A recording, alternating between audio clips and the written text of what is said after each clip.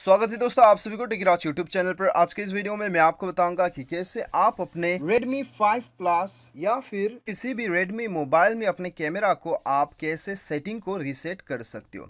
यानी कि दोस्तों यहाँ पे हम जो है अपने कैमरा का सेटिंग्स जो होता है उसे हम छेड़खानी कर देते हैं और हमें समझ में नहीं आता है कि क्या गड़बड़ हो गया है। तो ये केस में आप अपना कैमरा सेटिंग को रीसेट कर दीजिएगा।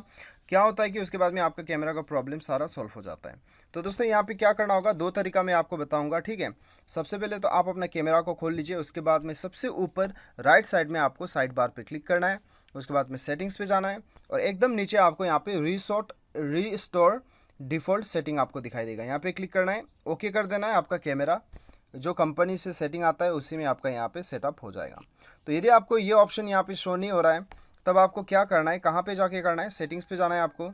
और उसके बाद में दोस्तों यहाँ पे आपको जाना है इंस्टॉल्ड ऐप्स या फिर एप्लीकेशन मैनेजर पे, ठीक है।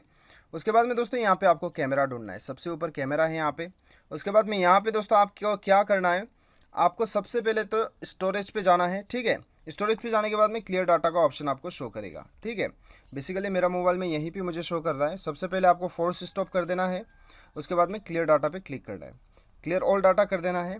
ये करने के बाद में दोस्तों आपको परमिशन पे जाना है, ऐप परमिशन पे, और ये सारा परमिशन आपको अलाउ कर देना है, ठीक है।